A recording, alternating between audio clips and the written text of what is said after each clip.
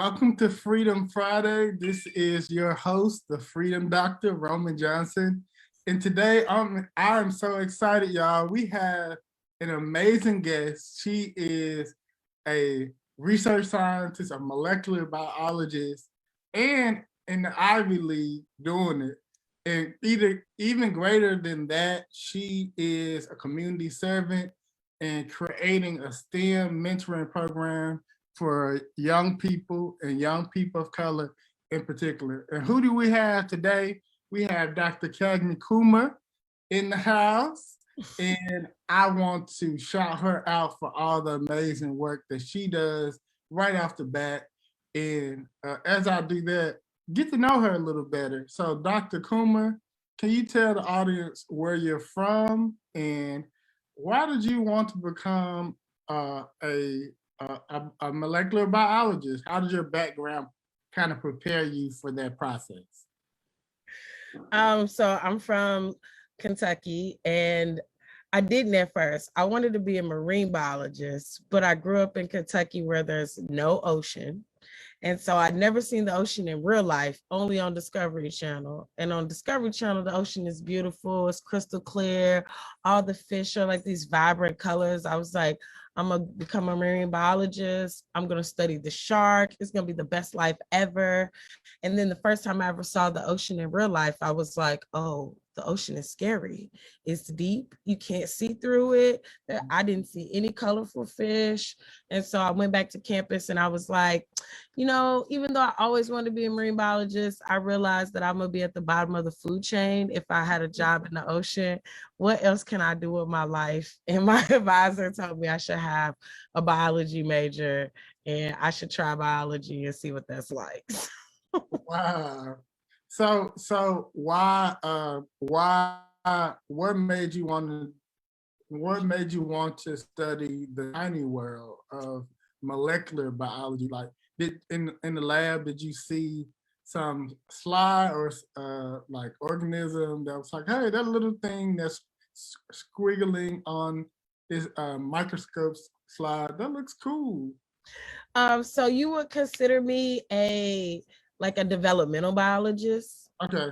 I have a degree in molecular biology, but that's like my skill set. So I can do molecular techniques, and that's why I'm a molecular biologist. But then I can take those skill sets and apply them to any field of science. And so my field of interest is developmental biology and neuroscience.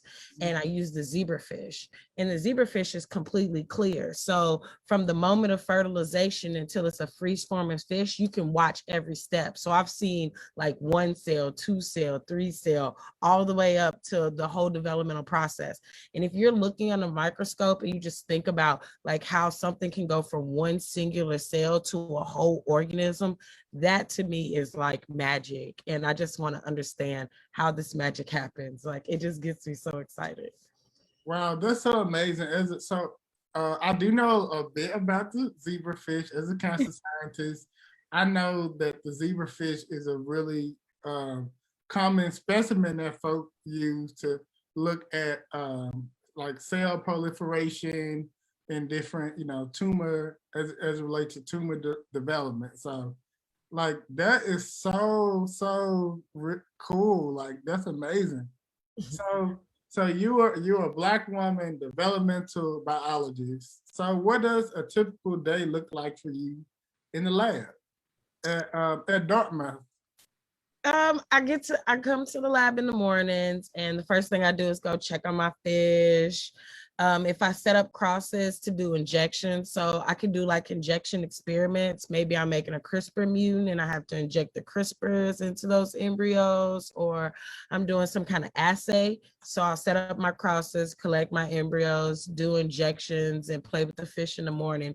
And then in the afternoon, that's when I do my bench work. So if I have to do PCRs or any kind of like in situ or bench experiments, that's what I do in the afternoon. And my favorite thing is to do microscope work and to do microscopy. So I usually like to have microscopy be like from the mid-afternoon until 3 or 4 o'clock in the evening. And then I just go home after that. Wow. So you said CRISPR. CRISPR like is this amazing technology that scientists have tapped into really everything from like I want to say gene cloning, right, to cancer therapies and immunology techniques as well. So, you know, that's something I've been studying the field of genomics as to have an additional tool set as a data analyst, which is Mhm. what I do in cancer. So, like, wow, that is so amazing. So, can you break it down to us for like how you went from being a research scientist, or the connection between being a scientist and the community work you do? Like, why was it so important for you to translate the science you do in the lab to the community? Well, first, because most spaces that I go, I'm the only one.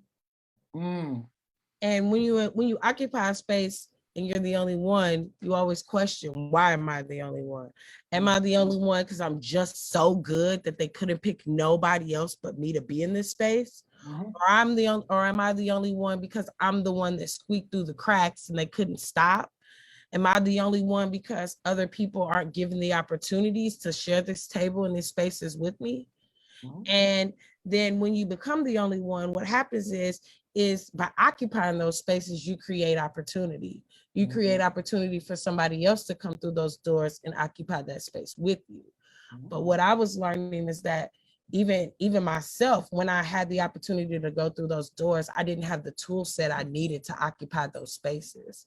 And mhm. so my community work, it's about exposing girls of color to science, but more than that, it's about teaching them skills and giving them the tool sets so that no matter what the opportunities they have, they can walk through those doors and be successful.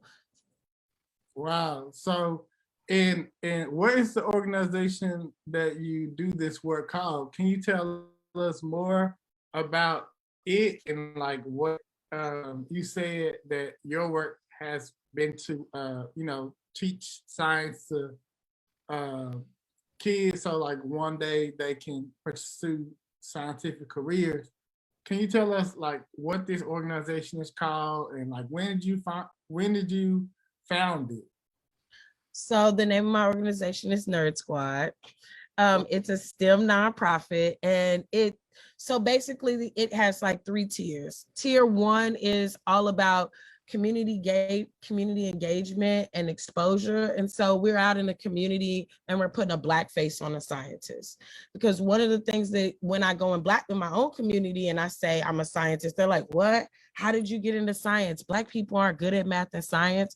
And so first of all, we have to knock down that attitude and we have to put a face on it and we have to show that people from our own communities go out and we do this work. This also helps us as a community build trust with the science community and ourselves, because science in the history of science in the Black community is not a good history. And so the only way we can break down those barriers and change the narrative is by being in those spaces and doing the real work. And so I bring people in those spaces, I expose them to those spaces, and I give them those opportunities. The second part of that is by being the mentor I wish I had. And by being the mentor I wish I had, what we do is we have built like a bridge networking mentoring system where us graduate and undergraduate students, we mentor high schoolers. Together with those high schoolers, we design and develop STEM outreach activities.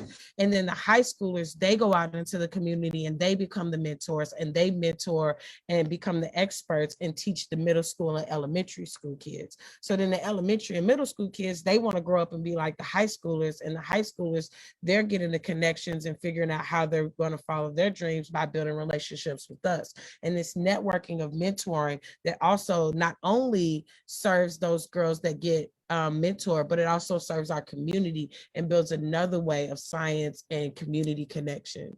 And then the third spot is just creating space for smart brown girls. Because honestly, if you're not into art or music, there aren't really a lot of spaces just for smart Black girls or brown girls to occupy.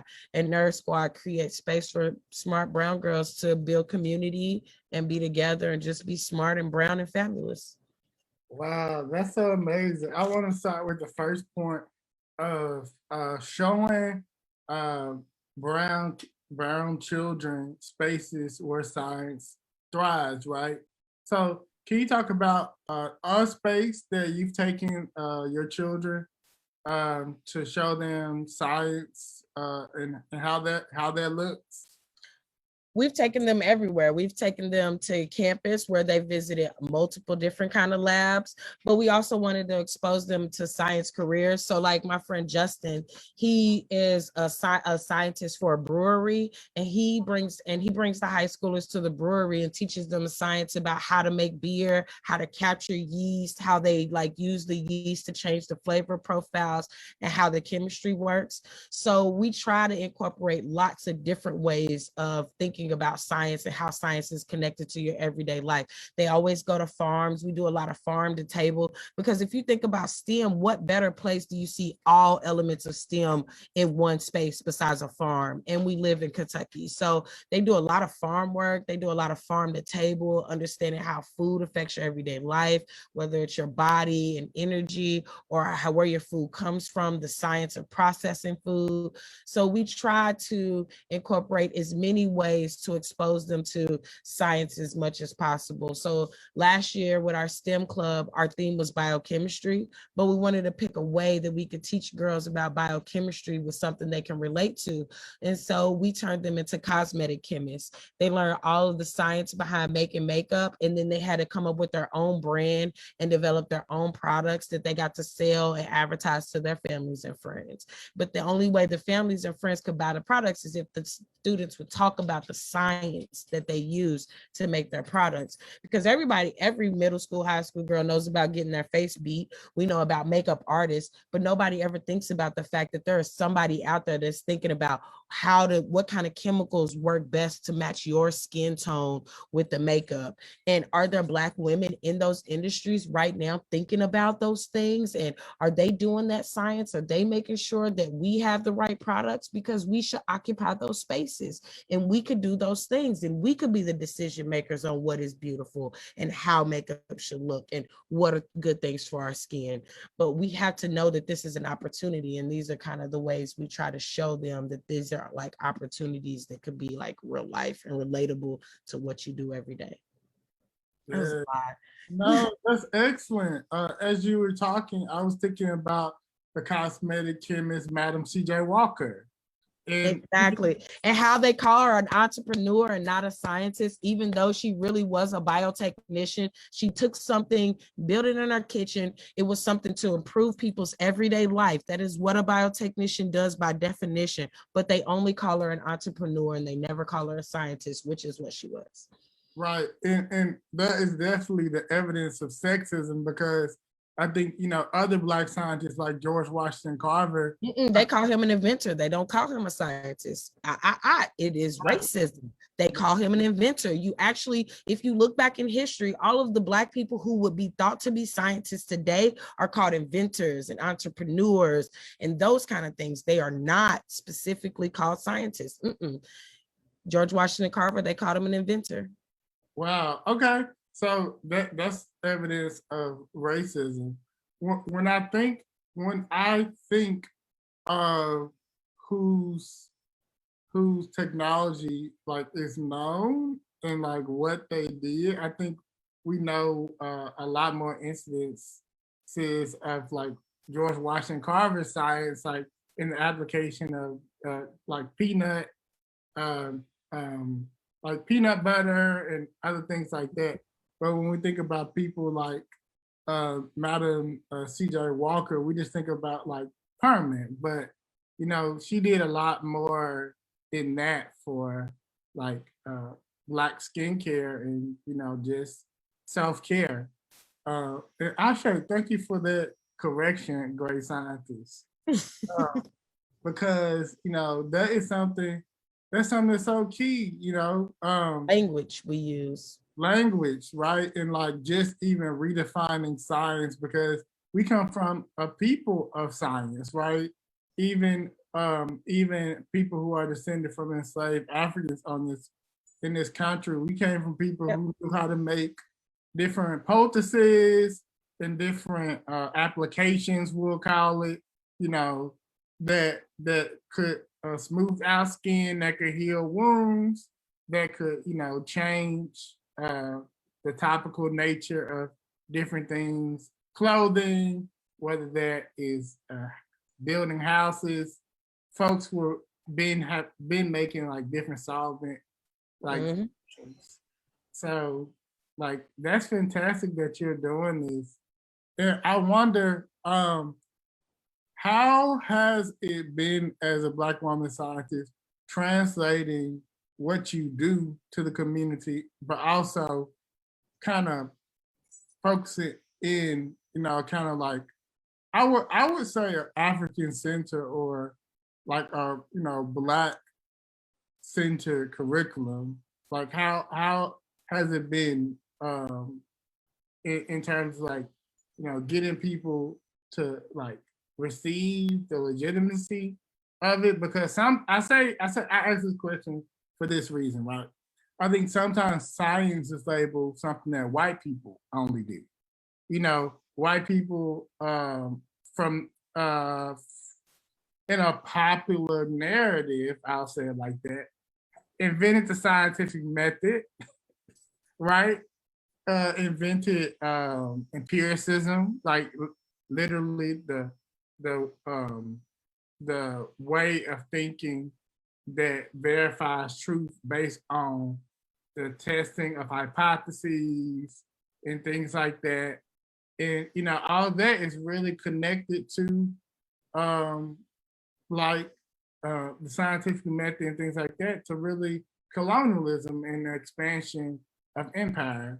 But I was asking that because I think you're coming from a Black center approach, even a Black history center approach that does science teaching too. I'm my question is, I'm wondering how is that? What's that process being received like? Um, well, I live a very Black centered life. So I think that in the beginning, I didn't realize that I was being so Black centered because I was only like building this based on my own life experiences. So as a Black person, of course, I'm gonna like navigate towards wanting to talk about the Black scientists because these are things I never heard about. And I think that in my own community, I'm like the only Black scientist that a lot of them know. So because I'm the only Black scientist that a lot of them know, and I'm afforded the opportunity to start my outreach in this space where I am in community and in home, that I don't think it was very hard to get them to trust me because I feel like I'd already built their trust by living in this community and being a part of this community. Like, I'm good at what I do. So because I'm good at what I do, I just automatically like want to share it with my community. That's really dope. It's really dope. Um, so like as you think about the future of Nerd Squad, where would you like to see it in the next 5 years?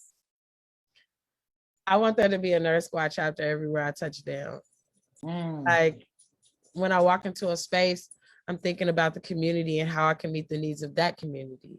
But I think that there should be a Nerd Squad in all spaces. And like, that's my goal, was to create a Nerd Squad in all spaces, because I just think that what we do and why we do it and how we do it is pretty dope.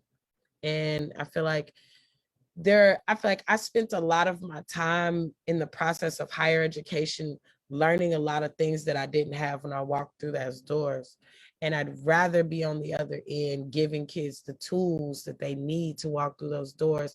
Everybody needs tools. Everybody might not need the same tools, but everybody needs tools.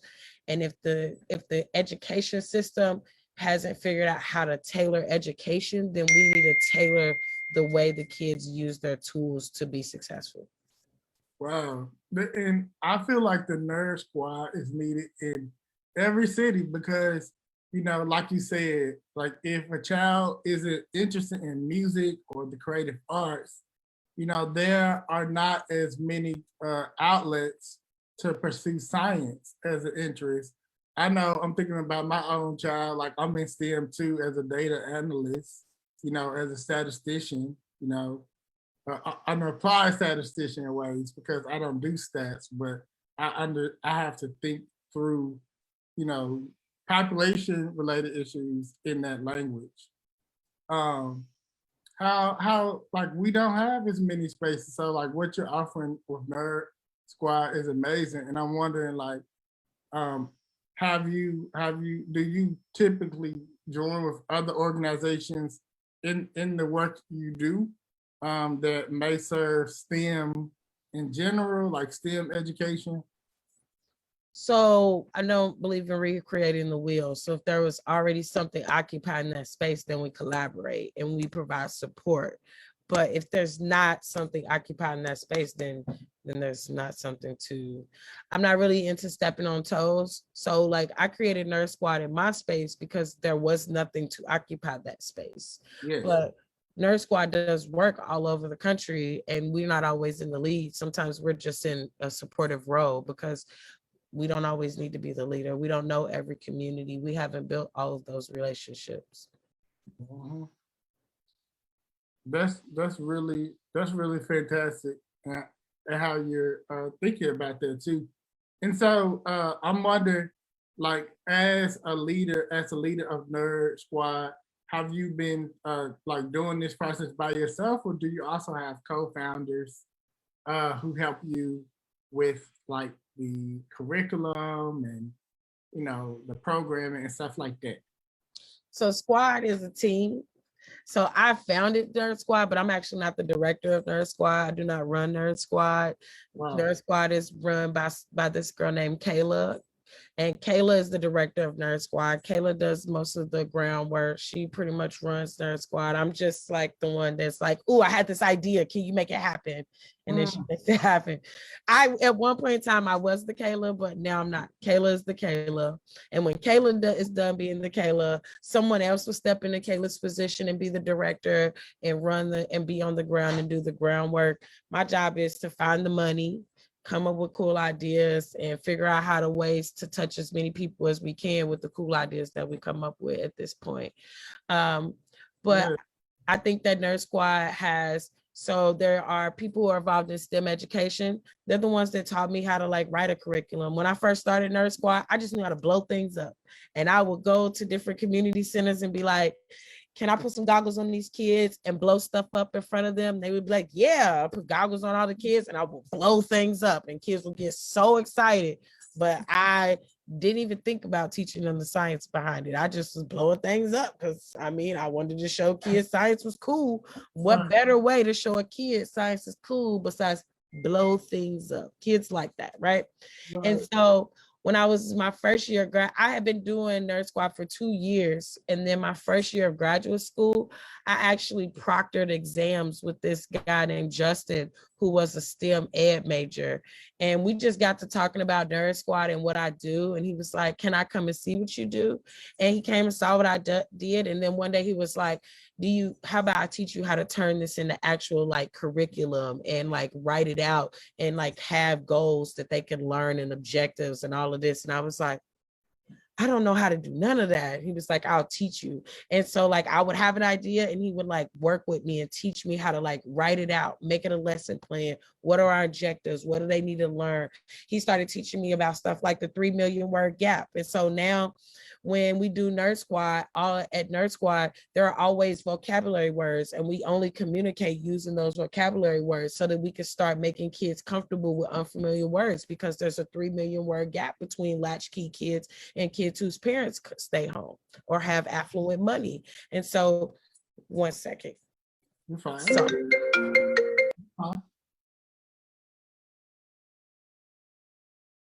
Sorry. My phone went off. So there's a 3 million word gap. And so he taught me all of these things. And I was like, oh my goodness, I didn't even like think about how much more impactful my science experiments would be if I did it this way. And then I met this lady named Sarah Carey, and she worked at Montessori schools, and she used to be an elementary school teacher. And she like took me to these Montessori schools and like let me shadow and see like how learning is so different when you have money compared to how you're taught to learn and think when you go to a public school or you go to a low, like in a low economic school. And so we did all of this work and we worked through it. And I started like really actually think about like how I'm doing my science, what I want that science to mean to those kids, how I'm exposing to these things. Am I using relatable materials? How much would this stuff cost to do? Am I thinking about that? How do I impact schools? All of these things. And it's like each person that I met along the journey has like helped me build a new skill, taught me something new, and got Nerd Squad to this space. So no, it is absolutely not just me. I didn't have the bandwidth to even think about where Nerd Squad could be and where it is today. It is like a compilation of a lot of different people supporting me and like breathing life into me and teaching me. Yes, and so we'll talk offline about like the other support. I think will be beneficial. Like y'all are doing amazing work. And I was just thinking about so much when you were talking like the importance of peer mentorship, the importance of humility and sharing your vision with people and not being so closed-hearted or tight-fisted with your ideas so that it can grow. I know even with my platform, like it's not just me, it's other people helping me make stuff, think about better ways to communicate, getting over my obstacles, right? My personal obstacles and how I think about things. So like that's so dope. That's so dope. Um, I my other question really like is about how you have been able to balance that community work with your like work as a research scientist because you know we're both at great institutions and we're both postdocs. You know, I can say that, and it's a lot of work. You know, cranking out these projects, these papers, and you know, being on research team meetings that seem endless some weeks. Um, so how are you able to maintain balance as a research scientist and as a community servant? I think that my science inspires my community servitude. Like the more I'm excited about my science, the more I want to share with my community. And because of that, I just make time. I just don't, I feel like if it's something I want to do, so I make time. There's like gaps in my schedule where I will not schedule a meeting. I'm not going to do any science. This is dedicated to this program and this is dedicated to this outreach. I would rather, I also am a scientist. So I literally try my best to work smarter and not harder at all times. So like I will be done with my experiment. I can be done with a day's worth of science work by 1 o'clock in the afternoon if it means that I need to be out of there so I can go do outreach and be at a school. I'm just going to make it happen. I'm going to do the work how it needs to be done. But at the end of the day, a lot of times as a scientist, you're just sitting around waiting for an experiment to run or a process to finish or incubation. So if I have to let the sample incubate for 2 hours and I wasn't going to do nothing but play games on my phone, I could be in an elementary school for an hour, be back here, be ready for my incubation to be over and finish my experiments like I was never gone. Right. Scientist is so flexible. Yes, and you know that's one of the things I like being academia. I think we have a bit more flexibility than other areas. Yeah, Like, I pretty much make my own schedule. yeah, like that's really dope. And I very much feel and agree with that phrase. Like we make time for the things that we want to do. Like because like you know there's only 24 hours in a day, but are you using your hours wisely, right? So for me, you know how this is related but a bit tangential. So we're gonna get back to this point. You know how some people in like grad school and academics in general say like, oh, I don't sleep. Well, let me tell you, Roman Johnson gets 8 to 9 hours of sleep every day. I will go to sleep because it's important to my health and my mental health. And I get my work done, right? And we know I get my work done because look at where I am. I get publications. So it's like we can prioritize community if community is important to us. And it is for me. I'm a part of several different communities where I'm an active leader. And it makes me also think about how in academia, like folks prize overwork. They prize just doing academia like that other parts of our lives are as important. And I'm here to say to be a good community servant that you gotta be balanced and take care of yourself, but also give back to the community that feeds you so you can be fed. So it's like that community work is my self-care, because I see the impact I'm making, and I bet you may feel the same way. Like the work you do for the kids, I'm sure helped you sleep better at night. You know, I'm sure it helps you, you know. Even past sleeping better at night, because I build community, I'm afforded so many opportunities. Like I Mm, wasn't gonna come home to walk because the gown, the regalia, the hat, that thing cost $1,041.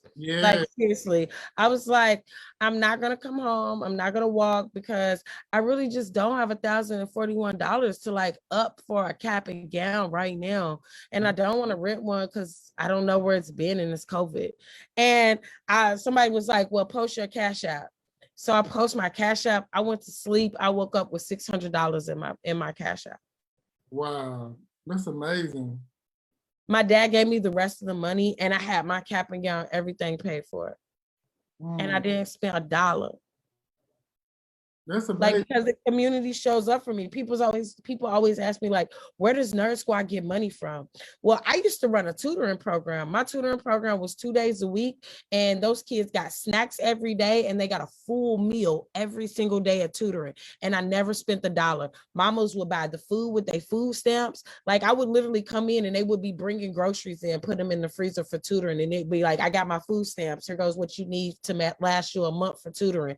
Here Mm, goes Gatorades and juice and water and snack for tutoring. I didn't have no money to make donations, but I get this amount of food stamps. So I put $100 up, and this is what I bought for tutoring this week. Like, or they would be like, I'm gonna fix the food this week, so don't worry about it. And then dinner time come, they be rolling in there with their big pans. It be smelling all good. We be eating all good. And it wasn't a little bit amount of kids. Our tutoring program had about 40 kids every day. And that's 40 kids and 20 to 25 tutors. And those moms was making sure that those kids was fed every single week. Where wow. we did tutoring was like across the street from this park where the drug dealers used to always like be at. When we started doing tutoring there, like I just walked across the street and was like, we only here 2 days a week. We only gonna be here for 2 hours on those days. Can we have the park? They would make sure that all the little crackheads wasn't in the park. They would make sure everything was cleaned up and them kids could have the park and play and have fun, because it's all about community. And we literally built a program that is for the community, is supported by the community, is funded by the community, is run by the community. It is a community program. Wow. And that is so amazing to me. And that really is the power of the community. And I'm also thinking about like the way that a person's gift makes those things happen. Like I'm sure, like you said, you ran a whole tutoring program, like you must have some type of administrative gifting, right? That makes this now like everybody's not able like to think through, okay, this needs to be here, this needs to be there, like, and I have enough confidence to say, I can run this, and it run successful and get the resources you need. So We ran this because it was yes, a team. And I have the confidence because I have this girl named Sharon. She is like a whiz. She would do, I could say, Sharon, I need these things mailed off. I need these emails sent. I need this person contacted. I need this place reserved. The girls need this, this, and this. By the end of the day, she'll send me back a list. This is at this time. You got this reservation. You can do this. This is done. You can pick this up tomorrow. This, and this is done.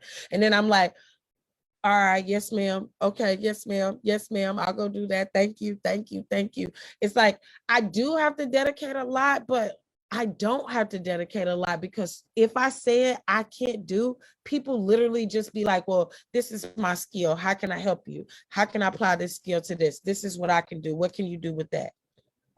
that's right. It was a team of folks in the community around you that made it possible. Ashe. And I hear that loud and clear. And I'm also like celebrating you for like this showing up like with some consistency as a part of their community, and Yeah. still being active with it, even though you are not directly, you still help, you said, I think you said raise funds, you still help raise awareness. And like that's dope. And I'm also very proud and humbled by the fact that you have help. You have help. And people are around you. And that's not light work, because I feel like we're in an industry that prioritizes individualism, that privileges or tries to say, oh, like this is my work, in science. Instead of, no, this is a teamwork. Like the people, I'm published with other people. It's not just me, right? And many hands make light work. So I share on that. I tell people all the time, when you become a scientist, you don't become a scientist that knows all science. You become a scientist that knows a whole lot about the smallest subject, like the tiniest space you occupy. And like you have to like pull all of these different people who also know like these small tiny things, and together y'all can make a big picture and tell a good story. But like really just knowing that one little single space and trying to live only inside that space does not give you enough knowledge or girth to actually grow in any kind of way. Mm-hmm. And that is so true. That's so true. Um, okay, in our last 10 minutes, excuse me, I really would love to get your wisdom for that black parent or black child who may listen to this and who wants to pursue science as a career. Like, what wisdom would you give? Like, I was reading your story, I was inspired by it. I know, like me, one of your parents was incarcerated for a part of your early life, right? And like people in my family, like people that you had people in your family who were drug abuse survivors, right? And this because this system is not friendly to people whose children are impacted by that, or the people who are impacted by drug abuse themselves, right? And especially not Black people who this system gives harsher sentences for the same crimes as like the same what they even define this as a crime. I don't think it's a crime. It's like it's punitive. We define drug use as a crime, I was saying, but I think it's actually a mental health issue with addiction. And I want to know how going through that, help you be a more resilient scholar and help you be a scientist. And what advice would you give to a child who's in a similar predicament as you growing up? If I could ask that, if that is okay to ask, I would love to talk to you about that. And if not, we can pass right on. I would say that PTSD manifests in a lot of ways. I think that my impact of my PTSD is that I'm an overachiever.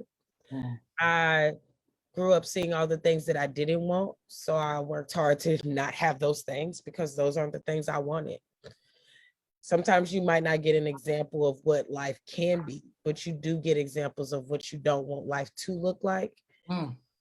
And I think that my dad gave me enough support that I wasn't afraid to just try something different, because being a victim is comfortable, and I could have comfortably lived that life because it was what I knew. Everything I do from the moment I wake up in the morning, every day is uncomfortable now. Every second of every day is uncomfortable. I live in perpetual uncomfortableness, but it's not uncomfortable in a negative way. It's uncomfortable because everything is new. Every experience is new. Every opportunity is something different. And because I'm occupying this space and because I'm always uncomfortable, I'm always getting like pushed to be my best self. and comfortable people don't make change. And so I spend a lot of my life in uncomfortable, but it is a dope ass place to be because I get to be uncomfortable fearlessly.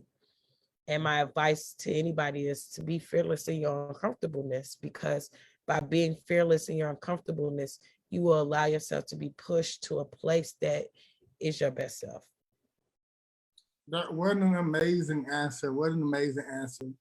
And as you were talking, I was thinking about like how I was thinking about that amazing phrase, like being a victim is easy. I think if we were to rest on our circumstances, all of what we could be, then a lot of us would have like just stopped at average, at what our circumstance, whatever our circumstance look like, right? But I hear you saying like, no, like it's about going past that and dealing with the trauma that what it means of like going through that. Cause like Yeah, healing is hard. It's scary to be healed. Like to be healthy and healed is hard because you have to go through scary things. Even sick people, I say it all the time, like people don't usually go to the doctor until they're so sick they can't not go, because going to the doctor any other time is scary about the possibilities of what you could find out. mm-hmm, that's so good. So So, so I wanna be respectful of your time. I was about to launch more into that question, but we'll walk offline for that. That was really a spiritual gem for me. Um, so as it relates to Nerd Squad, like where can we find y'all on social media? On any social media, you can just look Nerd Squad Inc. We have Twitter, we have Facebook, we have Instagram. They all say Nerd Squad Inc. You'll know because it's usually some Black girls in some Black Girl Magic t-shirts doing some crazy science. You just never know. Turning up. You might hear some trap music and some explosions all at the same time. It's kind of how we do things. I love it. I would love to, offline. We'll talk about like the possibility of data science if that's also a part of the STEM curriculum. Because more and more, like there was this big push towards coding for, children, Black and brown children of recent. But I'm like, even better than coding, like we can also understand like in the data itself, patterns that can help us as a people by understanding them to create solutions. So I want to teach our kids more about data literacy because I think, when most people look at graphs in the news, it's not always broken down in a way that's even correct. Like, I'm like, well, that's not what that means. When they, when they break stuff down on TV, I'm like, no, I want to empower us to look at data and use data to help build our narratives. Using our brains like a tool, having all of these different capabilities and learning that it can be used in a lot of different ways. The same way athlete learns to use their bodies and to do their sport, we should be teaching kids to use their brains to do everything, right? Mm-hmm. I love that. I'm on board for any kind of collabos. That means we can think of really cool ways to teach kids some stuff I don't even know. Yeah. You know how much of this stuff I didn't know half this stuff before I started doing it. Yeah. No, like until my doctoral program, I didn't really delve into like quantitative data analysis really heavy, but that's what all my PhD training is in. And I feel like data analysis, public health, in general, medicine, quantitative population health in general is a very wide field. And so I want to expose more kids into that field that it will help them if they want to be scientists or doctors, because any type of science, you got to know how to understand graphs. Like when you make those germ, line related graphs, I don't know what you call them. The data literacy is everywhere.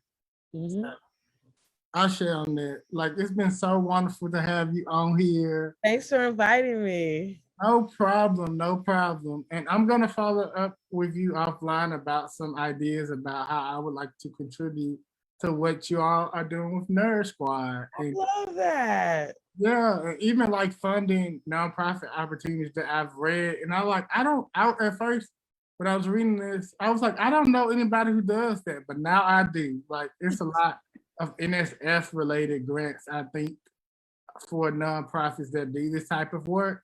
So I'm gonna look into that, and we'll definitely talk. And I would love to come and give like a guest workshop on why data literacy is important for Black kids. You Well, know. this summer we're doing this. So we built these kits that are called tap-in kits. And so they have all the materials that a student needs to tap into their inner scientist. And inside of those kits, we put like all these different activities. And then this summer, we're going to do this 10-week workshop where once a week, we meet with all the kids in New Hampshire and Vermont, and a Black scientist does some kind of experiment or some kind of science knowledge kind of thing with them. So if you want to be in my series, let me know, because I would. I would love that. That's gonna be so dope. You're so dope. So Thank you. yes, thank you again for your time. We're gonna close shop because I know you got living to do. You got Yes, a I need a family pack to because do. I'm on my way to Nantucket. Come on, Nantucket. I know I'm about to drive right past you. I 'Cause know. I go through Boston. We gotta hang out. We're gonna hang out in the next few months because I'm here a long time. And I know you're in the Oh, I next am too. for a long time. So I'm actually going hiking tomorrow, and I don't want to say where because I don't want folks to pull up. I'll tell you offline. So with that, I want to say, let's get free, y'all. We see Dr. Coomer is doing this freedom excursion of science education with our kids. She is so amazing. And yeah, this is Freedom Friday, y'all. This is your host, the Freedom Doctor, and I'm saying peace. Peace.